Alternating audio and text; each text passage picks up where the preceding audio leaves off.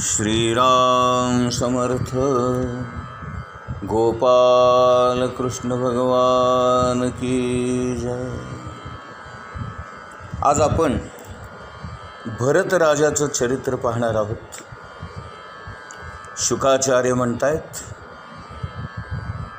भरत राजा हा अत्यंत भगवत भक्त होता आणि राजा भरत हे वृषभदेवांचे सर्वात ज्येष्ठ श्रेष्ठ असे पुत्र होते आणि जन्मापासूनच त्यांना भगवंताची विशेष भक्ती होती, आवड होती। विश्वरूपा याची कन्या पंचजनी हिच्याशी भरताचा विवाह झाला। या पंचजनी नावाच्या राणीपासून त्यांना सुमती, राष्ट्रभृत, सुदर्शन, आवरण आणि धूम्रकेतू असे 5 पुत्र झाले। हे सर्वच्या सर्व पुत्र अगदी तंतोतंत राजा भरत याच्यासारखेच दिसत होते। ज्या देशाचं नाव अगोदर अजनाभ वर्ष होतं त्याला आता या भरताच्या अत्यंत चांगुलपणामुळे आणि लोकप्रियतेमुळे आणि उत्कृष्ट राज्यकारभार करण्याच्या पद्धतीमुळे या अजनाभ वर्ष नावाच्या प्रदेशाला या राजा भरतापासून भारतवर्ष या नावाने लोक ओळखू लागले। हा राजा प्रजेचे अत्यंत प्रेमाने पालन करत असे। त्याने अनेक लहान मोठे यज्ञ केले आणि ऋषितुल्य असणाऱ्या सर्व ज्ञानी, ज्येष्ठ महर्षी, ब्रह्मर्षी यांचा सन्मान केला आणि प्रत्येक यज्ञाच्या वेळेला भगवंताचं पूजन केलं। सर्व यज्ञभोक्त्या देवतांचे भगवंताच्या अवयवांच्या रूपामध्ये तो चिंतन करत असे। आपले कर्म भगवंताला अर्पण करून त्याचे अंतःकरण शुद्ध झाले होते। भगवान वासुदेवांच्या ठिकाणी त्यांची भक्ती दिवसेंदिवस वाढत चालली होती। अशा प्रकारे 1 कोटी वर्षपर्यंत राज्यभोग या राजा भरताने घेतला आणि त्यानंतर आपले प्रारब्ध क्षीण झालेले आहे असे समजून त्याने आपली संपत्ती आणि आपलं राज्य आपल्या पुत्रांमध्ये वाटून दिलं आणि मग राजा भरत राजमहालातून निघून हरिहर क्षेत्रामध्ये पुलह या ऋषींच्या आश्रमामध्ये गेले। या पुलह आश्रमामध्ये भगवंताचे फार मोठे भक्त असल्यामुळे आणि त्यांचं स्वतःचं भगवंतावर फार प्रेम असल्यामुळे ते आजही त्यांना त्यांच्या या इष्ट रूपामध्येच भेटतात। असं या पुलह आश्रमाचं आजही वैशिष्ट्य आहे। आजही तिथल्या साधकांना, भक्तांना राजा भरताची त्या इष्ट रूपामध्ये भेट घडते। गंडकी नावाची नदी आणि तिथे असणारा हा पुलह ऋषींचा आश्रम अत्यंत पवित्र, स्वच्छ, पावन होता। भगवंताची आराधना सर्वच जण करत असल्यामुळे त्या आश्रमातील सर्वांचे चित्त, अंतःकरण, मन, बुद्धी हे विषय आणि लोभापासून परावृत्त झाले होते। सर्वांनाच परम आनंद प्राप्त झालेला होता। अशा प्रकारे राजा भरताचं हृदय अत्यंत सुकोमल आणि शांत झालं। भगवंताच्या भक्तीचा उद्रेक त्यांच्या हृदयामधून पाझरू लागला। त्यांच्या शरीरावर रोमांच येऊ लागले आणि डोळ्यातून सतत प्रेमाश्रू ओघळत असत। आपण करत असलेल्या भगवत पूजेचे स्मरणसुद्धा त्यांना राहत नसे। अशा प्रकारे ते सतत भगवंताच्या चिंतन, मनन आणि ध्यान याच्यामध्येच मग्न असत।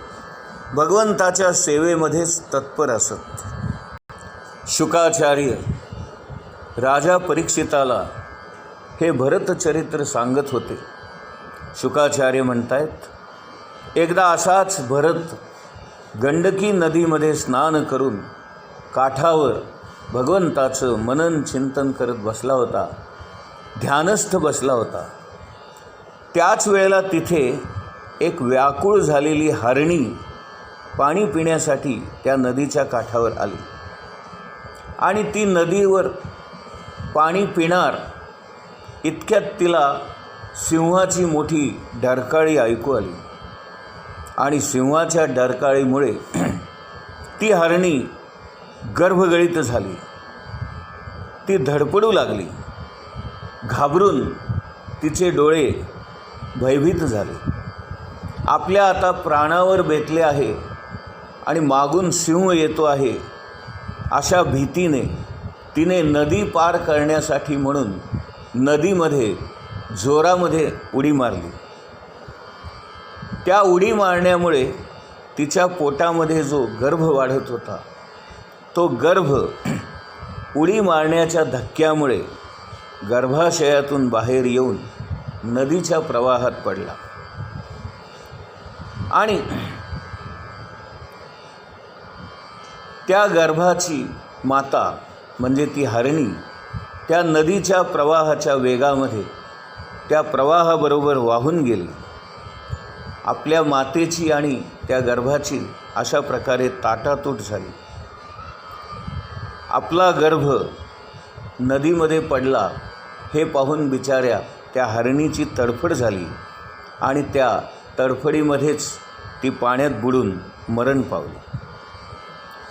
इकडे राजा भरत ध्यानस्थ बसला होता आणि अचानक पाण्यामध्ये कुणी उडी मारली म्हणून त्याने डोळे उघडून पाहिले तर नुकतंच जन्माला आलेलं एक छोटंसं हरणाचं पाडस त्याला पाण्यामध्ये गटांगळ्या खाताना दिसलं. त्याला त्या पाडसाची दया आली आणि म्हणून तो पटकन पाण्यामध्ये उतरला आणि एका क्षणात त्याने पोहत जाऊन त्या पाडसाला हातामध्ये अलगद पकडले आणि त्याला हलक्या हाताने घेऊन तो आपल्या आश्रमामध्ये आला. त्या पाडसाविषयी आता त्याच्या मनामध्ये इतकं प्रेम निर्माण झालं आणि ते अतिशय लहान गोंडस सुंदर असं पाडस आणि आई नसलेलं, त्यामुळे राजा भरताने त्या पाडसाची अतिसेवा केली. आपल्या आश्रमामध्ये आणून त्याने त्या पाडसाला कापसाच्या बोळ्याने दूध पाजले आणि अत्यंत प्रेमाने तो आपल्या मांडीवर घेऊन त्या पाडसाला कुरवाळत तासनतास तो त्याच्याकडे पाहत बसून राहील. त्या पाडसाला आता माझ्याशिवाय कोणाचा आधार नाही असं त्याला वाटायला लागलं आणि सतत त्याच्या मनामध्ये त्या पाडसाचाच ध्यास असे. अशा प्रकारे तो भगवंताच्या ध्यानापासून मनन चिंतनापासून मुकला आणि त्याच्या मनामध्ये आता पाडसाविषयीच चिंतन सुरू झालं. त्या पाडसाविषयी प्रेम निर्माण झाल्यामुळे हळूहळू त्या प्रेमाची आसक्तीमध्ये वाढ झाली आणि त्याचं चित्त त्या पाडसाने मोहवश करून बांधून टाकलं. तो जिकडे जाई तिकडे त्या पाडसाला आपल्याबरोबर घेऊन जाई आणि अत्यंत प्रेमाने तो त्याला हाका मारे आणि हे पाडसा, हे राजसा, हे माझ्या लाडक्या, हे माझ्या प्रिया, अशा पद्धतीने तो त्याच्याशी बोलत असे. नित्य नैमित्तिक कर्मे करतानासुद्धा मधून मधून उठून त्या पाडसाला जवळ घेणे, त्याला पाणी पाजणे, त्याला गवत खाऊ घालणे, अशा गोष्टी तो करत असे. त्यामुळं झालं काय की राजा भरताचं तपश्चर्या करण्याचं, ध्यान करण्याचं, मननचिंतन करण्याचं हळूहळू प्रमाण कमी होऊ लागलं आणि तो या पाडसामध्येच जास्त गुंतू लागला. एक दिवस ते हरणाचं पाडस खेळण्याच्या बागडण्याच्या नादामध्ये कुठे दूरवर लांब गेलं आणि हा नेमका त्यावेळेला ध्यानस्थ बसला असल्यामुळे, त्या ध्यानस्थ अवस्थेमध्ये डोळे मिटून बसलेला असल्यामुळे त्याला ते पाडस नेमकं कुठं गेलं हे काही कळेना. म्हणून त्याने सगळीकडे त्या पाडसाचा शोध घेतला, परंतु कुठेच त्याला ते सापडेना. आणि मग त्याने त्या पाडसाचा धसकाच घेतला. ते कुठे बरे हरवले? त्याला जंगलातल्या एखाद्या हिंस्त्र स्वापदाने खाऊन तर टाकले नाही ना? अशा प्रकारे त्याचं चित्त व्याकुळ झालं आणि प्रारब्धामुळे तो भगवंताच्या भक्तीपासून, आराधनेपासून आणि उपासनेपासून दूर दूर गेला. राजर्षी भरत योग साधनेपासून भ्रष्ट झाला आणि त्या बालकाच्या, त्या हरणाच्या पाडसाच्या प्रेमामध्ये तो स्वतःलाही विसरला, आत्मस्वरूपालाही विसरला. आणि एक दिवस अचानकपणे काळाने त्याच्यावर घाला घातला. त्या पाडसामध्ये त्याचं मन गुंतून राहिल्यामुळे हे माझ्या राजा, हे माझ्या प्रिया, हे माझ्या पाडसा असं म्हणत म्हणतच त्याने प्राणत्याग केला. आणि नियम असा आहे की मरताना आपण ज्या गोष्टीचं स्मरण करतो त्याच गोष्टीमध्ये आपल्याला पुनर्जन्म प्राप्त होतो, किंवा जी वासना आपण मनामध्ये ठेवून मरतो त्या वासनेमध्ये आपल्याला जन्म घ्यावा लागतो. आणि म्हणून या राजा भरताला पुढचा जन्म मिळाला तो नेमका हरणाचा. कारण हरणाचं चिंतन करत करत तो मेला आणि म्हणून तो पुढच्या जन्मामध्ये मृग योनीमध्ये जन्माला आला आणि एका हरणाच्या रूपामध्ये त्याचा जन्म झाला. शुकाचार्य सांगतायत, हे राजा, केवढी खेदाची गोष्ट आहे पहा. हा भरत मुक्त होण्याच्या अगदी जवळ पोहोचला होता. आता काही दिवसातच तो मुक्त होऊन भगवंतामध्ये विलीन होणार होता. परंतु इतक्या उंच, इतक्या उच्च अवस्थेपर्यंत पोहोचूनसुद्धा त्याला त्या मोहापायी खाली खेचून आणलं. आणि म्हणून राजा भरत हा मोक्ष न पावता पुन्हा या जन्ममृत्यूच्या फेऱ्यामध्ये अडकला आणि त्याला पुन्हा हरणाच्या जन्माला यावं लागलं. वासुदेवामध्ये चिरंतन असलेलं त्याचं मन, श्रवण कीर्तनामध्ये दंग असलेलं त्याचं मन एका क्षणामध्ये अधःपतित झालं आणि या हरणाच्या मोहापायी तो अधःपतित झाला. अगदी मोक्ष अवस्थेपर्यंत पोचलेला राजा त्या मोहापायी इतका घसरला की त्याला पुढचा जन्म हरणाचा आला. हरण बनलेल्या त्या राजर्षी भरताच्या मनामध्ये मात्र भगवंताने एक कृपा निर्माण केली होती की त्याला मागच्या जन्माचं त्याचं स्मरण त्याला तसंच होतं. आणि त्यामुळे हरणाच्या जन्माला येऊनसुद्धा त्याच्या मनामध्ये ईश्वर भाव आणि वैराग्य भाव जागृत होता. आणि म्हणून त्याने आपल्या हरणी मातेचा त्याग केला आणि तो निघून गेला. पुलस्त्य आणि पुलह ऋषींच्या आश्रमामध्ये भगवंताच्या शालिग्राम नावाच्या तीर्थामध्ये आला आणि तो शांतपणे आपलं वैराग्यपूर्ण जीवन जगू लागला.